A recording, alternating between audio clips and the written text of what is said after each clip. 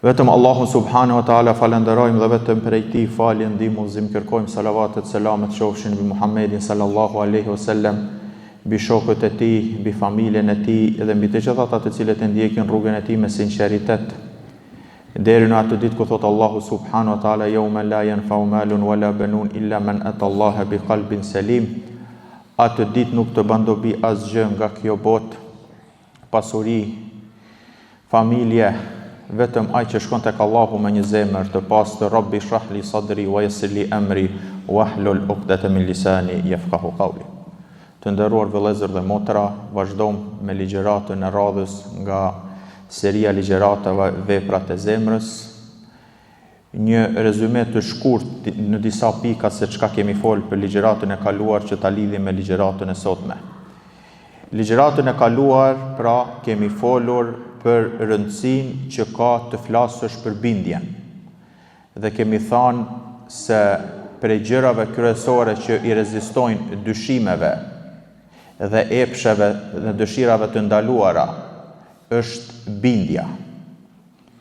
Dhe kemi folë se rëndësi tjetër është që të flasim për bindjen, sidomos në këtë kohë, është se Islami është duke kalu në kohë, pra apo muslimant janë të kalu në kohë të dopta. Dhe momentin që njeriu nuk ka bindje dhe ka dyshime, nuk ka edhe shumë motiv që të sakrifikoj për kauzën e Islamit. Momentin që njeriu është i bindur, sado që është i dopt, sakrifikon. Dhe këtë e kemi shembull shokët e pejgamberit sallallahu alaihi wasallam.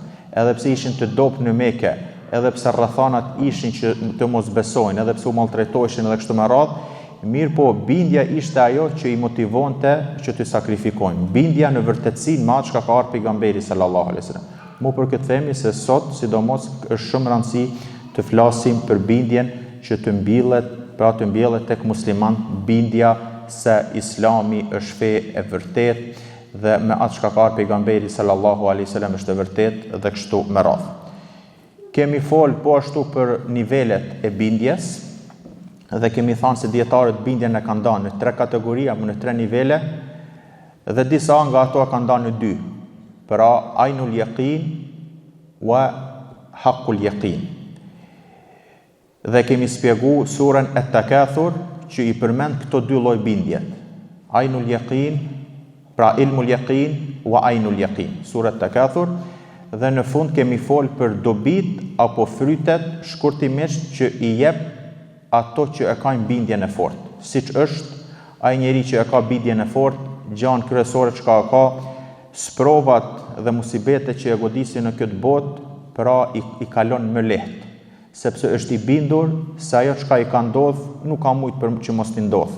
Dhe ajo çka nuk i ka ndodhur nuk ka mujt që t'i ndodhë dhe kështu me radhë.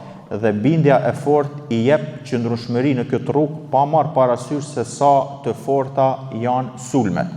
Këtë rast e kemi marrë shembullin e Ebu Bekrit, pasi vdiq pejgamberi sallallahu alaihi wasallam, disa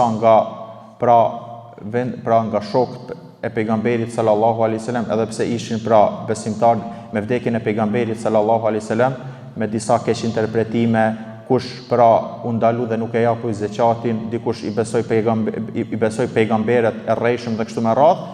Ebu Bekri ishte ai që qëndroi dhe tha që do t'i luftoj ato që e dallojnë mes namazit dhe zeqatit, ato që nuk ma japin qoftë edhe një gjash shumë të vogël që ja kanë dhënë pejgamberit, mu nuk ma japin ato që i dallojnë dhe kështu me radhë. Pra gjithë kjo ishte si rezultat i bindjes. Kjo ishte ajo në mënyrë të shkurt se çka kemi folë ligjëratën e kaluar. Dërsa sonte me lejen Allahut subhanahu wa taala do të flasim si ta forcojmë bindjen, shkaqet dhe mjetet që na mundsojnë ta forcojmë bindjen tek Allahu subhanahu wa taala. Pasi që ka kaq e rëndësishme bindja. Fillimisht duhet me bëj një dallim mes shkakut dhe mjetit. Mjet është ajo që njeriu e bën vetë për ta forcuar diçka, për të arritur tek diçka. Ndërsa shkak është ato që Allahu i ka bërë shkak që të forcohet. Pra mjet është ai njeri që merr hapa për të arritur deri ke diçka. Ka marr mjete të caktuara për të arritur në një qëllim të caktuar. Ndërsa shkak është vetja, pra është subjekti që Allahu subhanahu wa taala e ka bë për të arrit një gjatë të caktuar. Në këtë rast, themi që dituria është shkak që të forcohet bindja. Mirë po, mjetet të cilët dhe metodat të cilët ne i ndjekim për të arritur një dituri e caktuar, këto janë mjete. Pra dituria si dituri është shkak që të forcohet bindja. Mirë po, të mësuarit e akides, të mësuarit e komentimit të Kur'anit, të mësuarit dhe leximin e jetëshkrimit të pejgamberit sallallahu alaihi wasallam. Dhe kështu me radhë, bazat e Islamit dhe kështu, këto janë mjete që na ndihmojnë të arrijmë tek qëllimi. Ajo është pra dija për Allahun subhanahu wa taala. Pra themi, mjeti apo shkaku i parë është dituria. Kur flasim për diturinë të nderuar vëllezër, dietarët thonë el ilmu yasta'miluka wal yaqinu yahmiluk. Dija është ajo që fillimisht të shtyn thot ty me vepru, ndërsa bindja është ajo që të man ty në këtë rrugë. Pra njeriu nuk ban me punu pa dije, sepse devijon. Dhe Allahu subhanahu wa taala i kritikoi i thtarët e librit krishterët sepse punuan pa dije. Pra as nuk ban me punu pa dije, mirë po edhe nuk ban me pas dije dhe mos me punu. Pra duhesh mi bashku mes dijes edhe punës. Mu për këtë themi, dija është ajo që e shtin njeriun apo e shtyn njeriun për me vepru, pastaj bindja është ajo që e man njeriun në këtë rrugë. Fejendefiu l'abdu ila l'amel, pra e shtyn, pra bindja njeriun që të punoj, wa yubadir ilayhi wa yunfiqu ma lahu alladhi yahrisu alayhi li'annahu mutayaqqinun bil jaza. Pra e shtyn për me vepru, me sakrifiku, me dhanë nga pasuria e tij edhe pse e ruan, pse? Se është i bindur në shpërblim.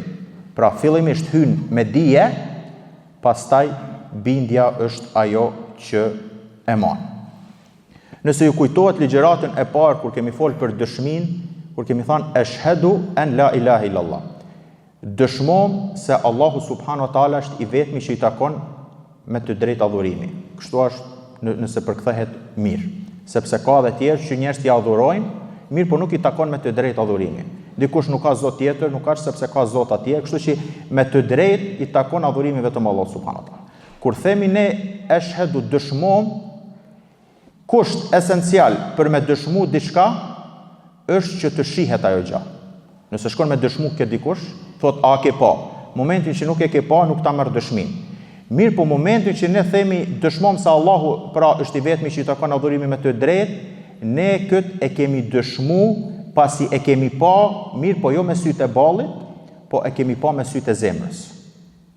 Pra si rezultat një që sipas dijes që kemi pas, që e kemi formu në brendësinë tonë, që kemi meditu në kozmos, që kemi lexu Kur'anin se s'ka mundësi me qenë prej njeriu dhe arsyet ndryshme, e kemi formu një dituri brenda nesh, dhe kjo dituri ka shkaktu që ne kemi dëshmu dhe a thu se e kemi pa deri në atë nivel kemi dëshmu se Allahu subhanahu wa taala është i vërtet.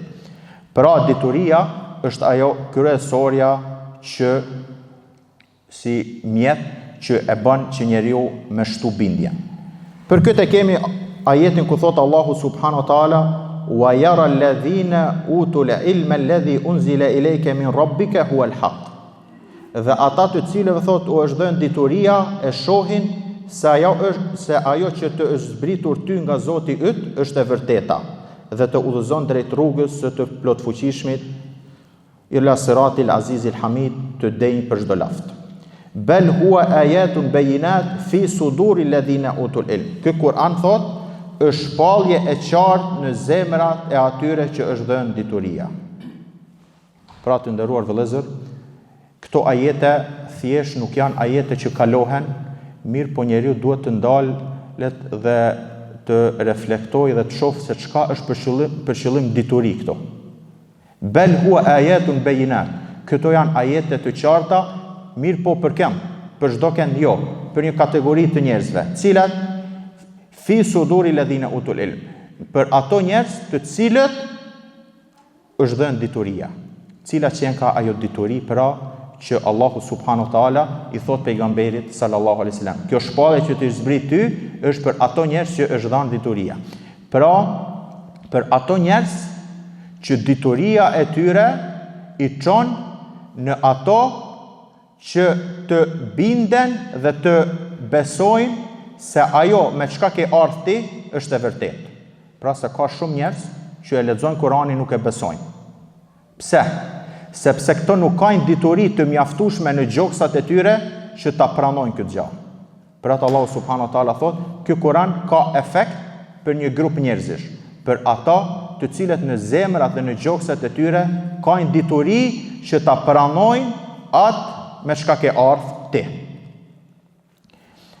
Kur njeriu të nderuar vëllezër ka dituri dhe mëson për Allahun, për pejgamberin sallallahu alaihi wasallam dhe kështu me radhë për Islamin në përgjithësi, kjo dituri mbjell në brendësinë e njeriut bindje.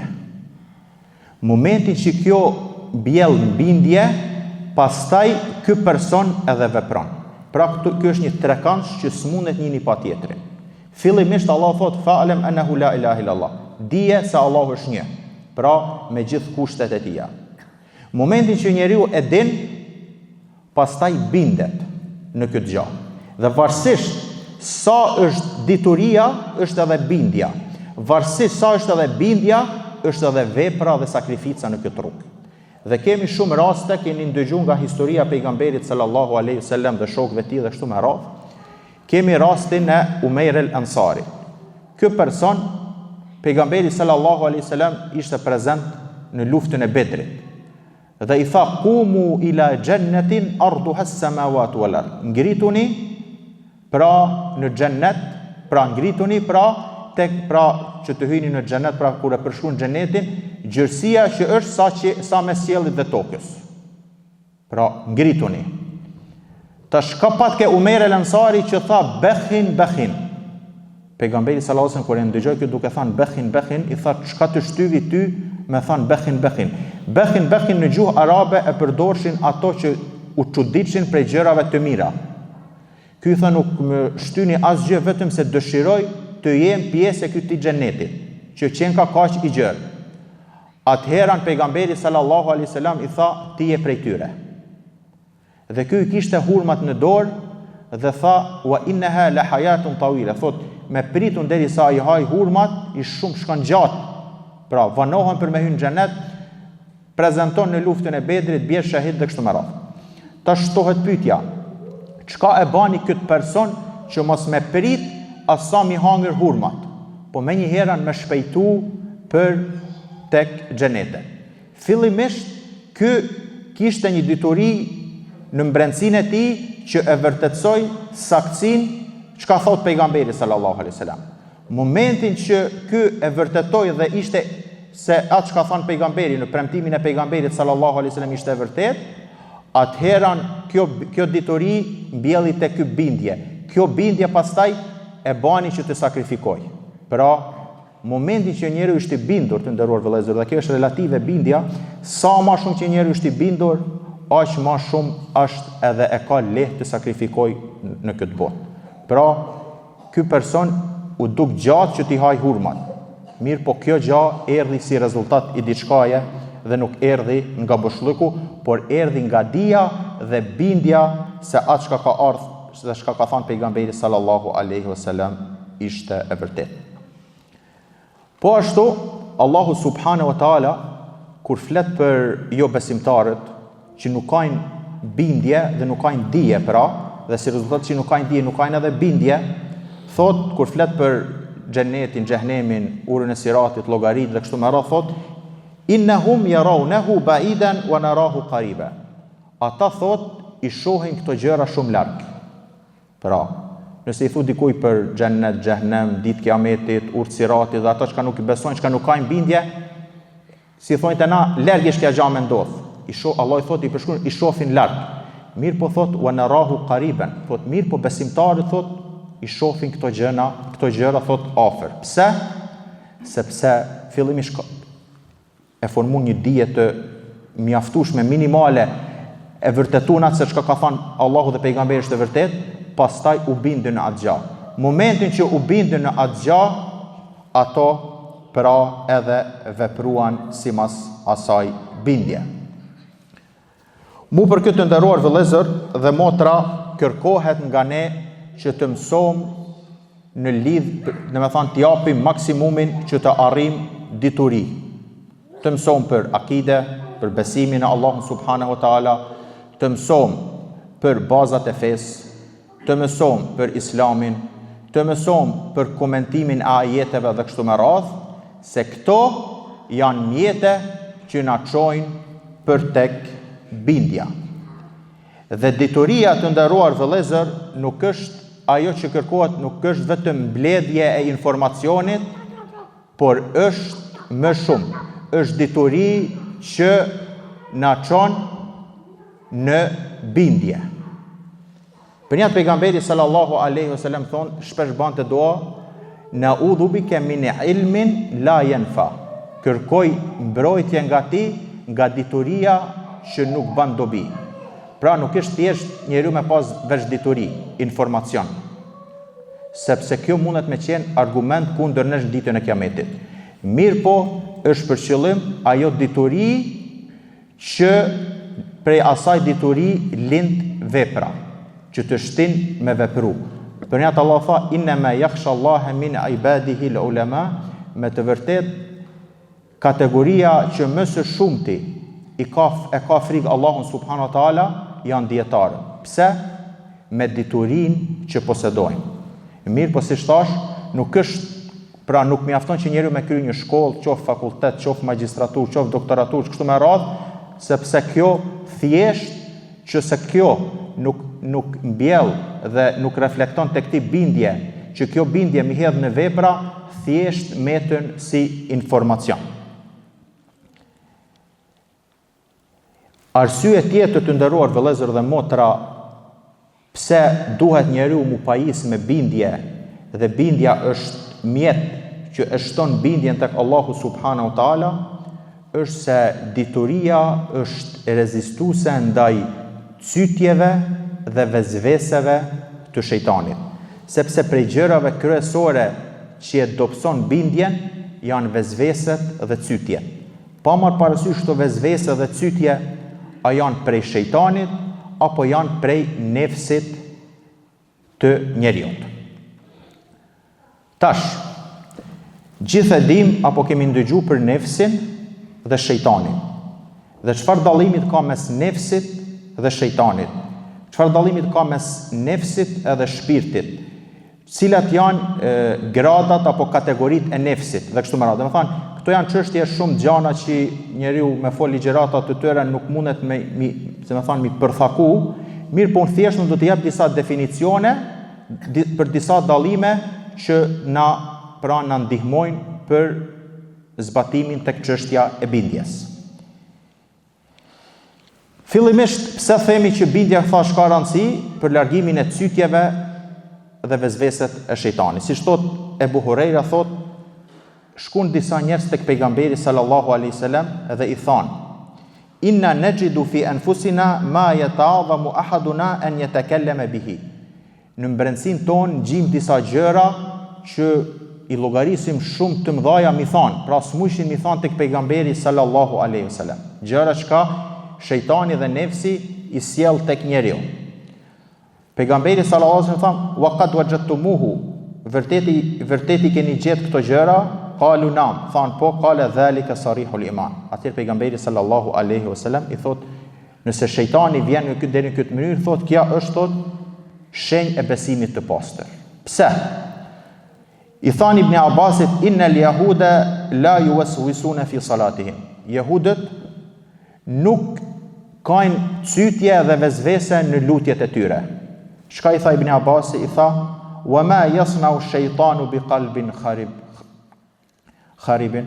Thot, çfarë të bëj shejtani në një zemër të prishur? Pra shejtani nuk ka nevojë me shku tek ato që janë të devijuar, sepse ato janë të devijuar, nuk ka dobi. Siç thot Ibn Abbasi, çka ka me bash shejtani në atë zemër që është e prishur? Ajo e prishur është, nuk ka nevojë pra shejtani me prish. Shejtani mundohet me depërtu në ato zemra që janë të shëndoshta. Dhe po ashtu thot pejgamberi sallallahu alaihi wasallam, yati shejtanu ahadakum fayaqul. I vjen shejtani thot njërit prej jush dhe i thot, men khalaqa kadha, kush e krijoi kët? Kush e krijoi kët? Derisa në atë shkallë që thot, men khalaqa rabbak, kush e krijoi Zotin. Fa idha balaghahu falyasta'idh billahi walyantahi. Nëse ka i arrin deri në këtë shkallë, thot le të kërkojnë mbrojtje nga Allahu dhe le të ndalet. Pra, dituria është ajo që i ban ballë këtyre gjërave. Fillimisht, në aspektin logjik të nderuar vëllezër dhe motra, at-tasalsul bila nihaye mustahil. Pra një varg zinxhiri pa fund është i pamundur. Pra edhe në anën logjike, mos flasim në anën shariatike, po edhe në anën logjike duhet me pas një fillim. Pra nuk ka gjak pra pa fillim, sepse s'kishte pas askur gjak. Para saj, do të thonë deri në pafundësi para saj, nuk ka mundësi. Duhet ketë një pikë nisje. Për jatë, o antal awwal, ka thënë pejgamberi sallallahu alajhi wasallam kur përshkon, dhe ti je i pari. Pra, edhe në anën logjike duhet ketë një pikë nisje që të vazhdojnë krijimi. Përndryshe nëse eci me atë at-tasalsul bila nihaye, si nxjiri në pafundësi, pra pafundësi, pra nuk e kap as logjika. Po duhet me pas një pikë nisje që duhet me fillu krijimi. Pra këto gjëra të nderuar vëllezër dhe motra i ban ballë apo i reziston vetëm dia. Kur themi tek shejtani dhe tek nefsi, siç e dini, nefsi është i ndarë në 3 kategori: nefs ammaratu bisu, nefsul lawama wa nefsul mutmainna. Nefsu ammaratu bisu, Allah subhanahu wa taala përmend në surën Yusuf, inna nefsa la ammaratu bisu illa man rahima rabbi. Pra nefsi thot e shtyn njeriu që të veproj keq, vetëm atë që ka mëshiruar Allahu subhanahu wa taala. Nefsul lawama është ai nefs që nuk e shtyn me bë keq, dhe momentin që vepron njeriu keq një mëkat, menjëherë kthehet tek Allahu dhe pendohet. Wa nefsul mutmaina është ai nefs që është i larguar nga mëkati. Tash kthehemi tek dallimi mes cytjeve të shejtanit dhe cytjeve të nefsit. Themi se në mënyrë të shkurtë, waswasatu shejtan ta'ti min kharij an-nafs li tufsida al-iman. Vesveset e shejtanit vijnë nga jashtë për ta larguar njeriu nga Zoti. Pra shejtani vjen nga jashtë. Mirë po, waswasatu an-nafs tanbathiqu apo del nga dakhil li turdi shahwata, buron nga brenda për ta ushqyer dëshirat dhe kënaqësitë e saj. Pra në jetën praktike, nëse një njeri është i sprovuar me një mëkat të caktuar, egoja vet këtë person pra nalet dhe e shtyn që vazhdimisht ky person mos me hek dorë nga ai mëkat, pa marrë parasysh me çfarë mëkati është i sprovuar, qoftë mëkat i jashtëm, qoftë mëkat i brendshëm. Pra nefsi, egoja e shtyn vazhdimisht që mos me hek dorë nga ky mëkat. Mi ushqy veten pra me atë mëkat me pretekstin se është duke pra mos mi lan mu largu nga ai mëkat. Ndërsa shejtani të nderuar vëllezër dhe motra nuk e ka për qëllim, nuk nalet tek ai mëkat. Por çka? Shejtani fillon një herën me të bërë dyshime në besim. Momentin që tregosh rezistues në besim, fillon në mëkate të mëdha. Momentin që tregosh rezistues në mëkate të mëdha, fillon në mëkate të vogla. Shikon haram. Tregosh rezistues ndaj shikimit haram, thot dëgjo muzikë. Tregosh rezistues ndaj dëgjimit të muzikës, përgoja. Tregosh rezistues ndaj përgojimit nën çmo. Domethënë gjëra të ndryshme që ku e gjen derën hap, aty mundohet me depërtu, sepse si thonë dietarët, nuk ka mëkat të vogël me vazhdimsi dhe nuk ka mëkat të madh me istikfar. Pra ai nëse nuk mundet tek ti me depërtu tek mëkatet e mëdha, fillon depërton tek mëkatet e vogla. Momentin që ty të bëhen normal mëkatet e vogla, atëherë vetëm e hap derën për mëkatet e mëdha dhe kështu me radhë. Kjo është puna e shejtanit. Ndërsa nefsi është një njeri i sprovuar me mendje mallësi ose me xhelozi ose kështu me radhë, nefsi aty, egoja aty punon. Pra nuk e lën për me hek dorë nga ajo sëmundja dhe kështu me radhë.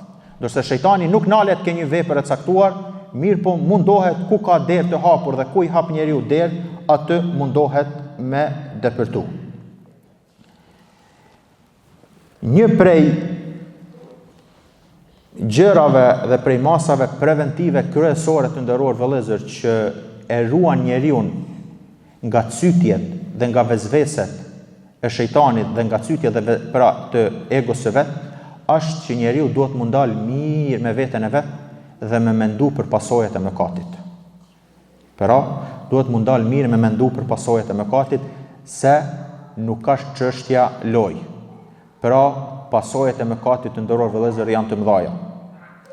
Momenti që njeriu reflekton me vetveten e vet dhe thotë se mëkate, pra pas ka pasoja, atëherë ndalet dhe reflekton.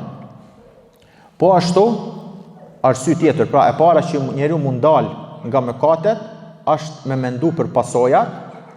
E dyta është se nuk duhet njeriu me shiku për madhësinë e mëkatit, sa duhet me shiku kuj është duke i bë mëkat. Edhe e treta, el-wiqayatu khairu min al-ilaj. Dietarët thonë murujt është më mirë se sa me kërku mjekim. Disa thonë jo, mjekimi është vetë ruajtje. Pra njeriu mundu murujt prej mëkateve është më mirë se sa me thonë që po bëj mëkat dhe po pendohem. Sepse askush nuk e ka të garantuar pendimin, mundësinë e pendimit dhe pranimin e pendimit. Pra njeriu duhet më së miri është murujt.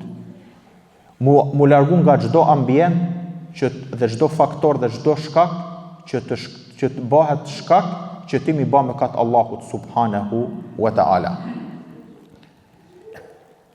Edhe tjetra është, të gjithë jemi gabimtar, mirë po pejgamberi sallallahu alaihi wasallam kur thot ittaqillaha haythu ma kunt, ke frikë Allahun kudo që je, wa atbi as-sayyi'ata al-hasanata tamhuha, dhe pasoje veprën e keqe, pasoje me një vepër të mirë, tamhuha, ajo e fshin, wa khaliqin nasa bi khuluqin hasan, dhe sillu me njerëzit me moral të mirë. Mjet tjetër që e shton bindjen tek Allahu subhanahu wa taala, pasi folme për diturinë dhe rëndësia e diturisë për ballafaqimin me cytje, me vezvese, me gjëra të kundërta që e dobësojnë bindjen, është el-azmul jazimu ala al-amali bi mardati Allahi azza wa jall. Vendoshmëria e palëkundur për të vepruar sipas asaj që e kënaq Allahun subhanahu wa taala. Prej ka buron vendoshmëria? Vendoshmëria buron nga shpërblimi dhe dënimi. Pra shpërblimi të bën që të veprosh vepra të mira dhe dënimi të bën që të largohesh nga veprat e liga. Gjithë e dim dhe kemi ndëgju për devotshmërinë. Dhe gjithë shumica e definojnë devotshmërinë se është ta kemi frikë Allahun subhanahu wa taala. Mirë po, në realitet definicion ma i përafërt është ta kemi Allahun subhanahu wa taala në vëmendje. Vazhdimisht. Momentin që njeriu vazhdimisht e ka Allahun subhanahu wa taala në vëmendje, kjo gjë e bën që veprat e mira mi shpeshtu, pra me qenë i vendosur, pra momentin që e kemi Allahun subhanahu wa taala në vëmendje. Dhe mjet tjetër të nderuar vëllezër dhe motra që e kultivon dhe e shton bindjen tek Allahu subhanahu wa taala është at-tadabbur wa tafakkur. Mendimi dhe meditimi. Pra mendimi rreth ajeteve dhe shenjave të Allahut subhanahu wa taala, rreth hynores, rreth Kur'anit, rreth sunetit dhe kështu me radhë, rreth Islamit në tërësi, dhe meditimi rreth krijimit të Allahut, kozmosit, planetit dhe kështu me radhë. Për këtë kemi shumë ajete, mirë po nuk do të ndalemi shumë. Thjesht do t'i përmendim disa nga to. Allahu thot: "Inna fi khalqi samawati wal ardi wa ikhtilafi al-layli wan nahari la ayatin li ulil albab." Në krijimin e qiejve dhe tokës. Fi khalqi samawati wal ard wa ikhtilafi al-layli wan nahar, ndryrimin e ditës dhe natës. La ayatin li ulil albab, ka shenja për ato që mendojnë, për të Zotit e mendjes. Alladhina yadhkuruna Allaha qiyaman wa qu'udan, ata të cilët e përmendin Allahun subhanahu wa taala të ulur në këmbë, qiyaman në këmbë të ulur, qu'udan wa yatafakkaruna fi khalqi samawati wal ard. Kjo do të thonë është rezultati pra. Fillimisht është bindja, pastaj vjen rezultati. Fillimisht meditojnë në krijimin e qiejve dhe të tokës, yatafakkaruna fi khalqi samawati wal ard, pastaj vjen Rabbana ma khalaqta hadha batila. O Zot, këtë gjë, këtë planet nuk e krijove kot. Pra njeriu mediton dhe si rezultati i meditimit, pastaj formohet edhe bindja dhe thu: o Zot, këtë planet nuk e krijove kot. Nuk ka dyshim se pejgambert Allahut subhanahu wa taala kanë qenë krijesat që më së shumti kanë pas nevojë që të jenë të bindur dhe bindjen ta kenë të palëkundur, për arsye sepse ato janë përgënjeshtru, janë luftu ma shumë dhe kështu me radhë. Dhe mu për këtë pejgamberi sallallahu alaihi wasallam në Mekë, kur njerëz nuk e pranuan thirrjen e tij, në Taif nuk e pranuan thirrjen e tij dhe kështu me radhë, Allahu subhanahu wa taala desh që jo se pejgamberi sallallahu alaihi wasallam dyshoi në saktësinë me atë që është dërgu, mirë po Allahu subhanahu wa taala desh mi forcu edhe ma shumë dhe mi bind se atë në të cilën të ka zbrit ty është e vërtet, e mori në Isra dhe Mi'raj dhe tha: Subhanalladhi asra bi abdihi, i lartë madhruar qoft ai i cili pra robin e vet nga Mesjidul Aqsa, min al Mesjidil Haram, nga qabja pra e dërgoj pra në xhamin e Aqsas. Ku është poenta ku do të dalë? Alladhi barakna hawlahu, të cilin e kemi bekuar për rreth saj, linuriyahu min ayatina, për t'i treguar disa nga shenjat tona. Pra që t'i shtohet bindja pejgamberit sallallahu alaihi wasallam. Pra Allahu subhanahu wa taala e morri nalt thjesht linuriyahu min ayatina, që t'i tregom disa nga shenjat tona që mos të lëkundet bindja e tij, pa marrë parasysh se sa stuhi të forta, sa përgënjeshtrime dhe sa maltretime do të ketë. Po ashtu kur flet për Ibrahimin alayhis salam, çka thot Allahu? Wa kadhalika nuriya Ibrahima malakuta as-samawati wal ard. Kështu thot ne i tregom Ibrahimit madhështinë e mbretërisë së qiejve dhe të tokës, wa liyakuna min al-muqinin, që të bëhej ndër ata që kanë bindje të plot. Pra, momentin që njeriu mediton në këtë planet pejgamber të kështu me radhë, i mori Allahu dhe i tregoi për këto që të kenë bindje të pa luhatshme. Pejgamberi sallallahu alaihi wasallam kur thot hadithe të ale nuk minusa, hajde të besom një çast, nuk është qëllim që vetëm të lexojmë një ajet apo një hadith apo të themi një ligjërat. Mundet njeriu që të ndalet dhe të meditoj në një krijim prej krijimeve të Allahut subhanahu wa taala, sepse edhe kjo e shton bindje. Dhe është një rregull të nderuar vëllezër shumë interesante për bindje.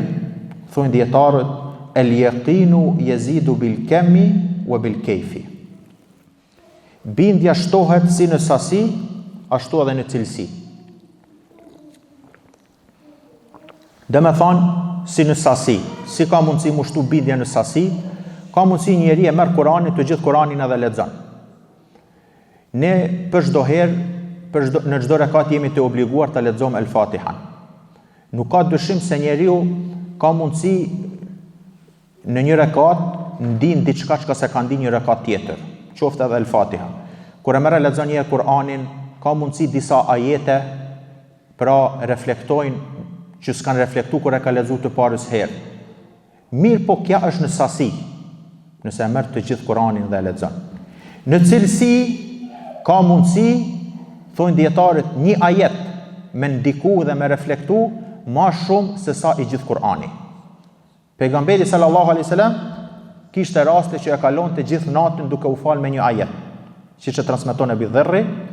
An Ebi Dherr radiallahu anhu qala qama an-nabiy sallallahu alaihi wasallam bi ayatin yuraddiduha, u çonte gjithë natën deri në sabah dhe thonte ajetin in tu'adhibhum fa innahum ibaduk. Nëse ti i dënon ato janë robët e ti. Pra o Allah, nëse ti e përdor drejtësinë tënde, ata pra ti je më i drejti. Wa in taghfir lahum fa innaka antal azizul hakim. Mirë po ti nëse i fal e përdor mëshirën, ti je me të vërtet i plotfuqishëm dhe i urtë. Pra ka mundësi njeriu me shtu bindjen me sasi. Mirë po shpesh mundet edhe me cilësi. Ka mundësi ndonjëherë një ajet, siç është rasti i Fudejl ibn Iyadit, një ajet e ka ndëgju, e shpendu, ose raste caktuar na do ajete që prekin në zemër, që me një ajet njeriu mundet me ndru komplet jetën e tij. Dhe për fund prej mjeteve apo edhe prej shkaqeve, kjo mund të jetë edhe mjet edhe shkak, për shtuarjen e bindjet tek Allahu subhanahu wa taala, ilm bi mahasin sharia, pra huwa al-ilm alladhi yurithu al-yakin. Dija mbi bukurit ose për soshmërinë e shariatit. Pra është kjo dituri mbjell tek personi bindje. Pra është një dituri të nderuar vëllezër islame, mund të quhet shkencë, që tregon për urtësitë, qëllimet, vlerat morale që ka Islami. Pra nuk mjafton njeriu vetëm me ditë halalin dhe haramin. Ka disa çështje që Allahu subhanahu wa taala na ka tregu për urtësitë e tij. Ka për disa gjëra që Allahu subhanahu wa taala na ka tregu për urtësitë e ndalimit të tyre dhe kështu me radhë. Për shembull, nëse ndalemi dhe meditojmë te çështja e alkoolit. Alkooli është haram dhe ne e dim. Mirë, por nëse ndalemi pak dhe i analizojmë dëmet e alkoolit, dëmet e drogës, dëmet e bixhozit, dobitë e zakatit, do të thonë, pra thjesht nëse nalemi dhe e shohim pra që shariati apo Islami dhe kështu me radhë është i përsosur, nuk ka mangësi. Kjo ta shton bindjen se është nga Allahu subhanahu wa taala. Pra është sistem jete. Dhe si rezultat që njerëzit janë larguar nga hynorja, nga Islami dhe kështu me radhë, sot bota ballafaqohet me probleme të ndryshme. Po t'i kthehen Kur'anit dhe Sunetit, si thonë dietarët, nuk rregullohet fundi i këtij ummet, i besimtarve, vetëm se me atë që është rregulluar pra fillimi i tij, është Kur'ani dhe Suneti apo shpallja. Pra njeriu që kur nalet dhe mendon për se Islami, feja është fe komplet, është sistem jete nga kur zgjohet njeriu dhe deri kur bie. Nuk është vetëm adhurim, është marrëdhënie me njerëz, është në shitblerje, është në trashëgimi, është dhe çdo gjë tjetër. Pra njerëz pak a shumë e dinë të nderuar vëllezër dhe motra 4 kapituj të Islamit: namazi, zekati, haxhi edhe agjërimi. Këto janë 4 kapituj. Janë edhe 60 kapituj tjerë, pra që e trajtojnë jetën e besimtarit. Pra prej kur zgjohet njeriu, që thot bismillah, që merr abdes, fal namazin, pastaj bashkëpunimi me njerëz dhe kështu me radhë, marrëdhëniet me njerëz, marrëdhëniet me familje, marrëdhëniet me shoqëri dhe kështu me radhë, të gjithë këto i rregullon Islami. Momentin që njeriu me dikton këto gjëra, nuk ka dyshim se do t'i shtohet bindja. Të nderuar vëllezër dhe motra, të flasësh për bindjen nuk mjaftojnë me 10 ligjërata, sepse siç thash, bindja është themeli, pastaj mbi bindjen ndërtohen gjërat. Mirë po, ne siç e kemi premtuar që do të flasim për të gjitha veprat e zemrës dhe sëmundjet e zemrës, dhe këto ligjërata, mos them do të kalojnë ndoshta numrin edhe 50 ligjëratave, nëse shkojmë në mënyrë të shkurtë, kështu që sonte me lehen Allah do të mjaftohemi, do ta mbyllim çështjen e veprës së bindjes dhe do të kalojmë me një vepër tjetër të rëndësishme, ajo është sinqeriteti. Aqulu qawli hadha astaghfirullaha li wa lakum wa lisa'il mu'minina min kulli dhanb fastaghfiruhu innahu huwal ghafurur rahim. Allah shpërblet.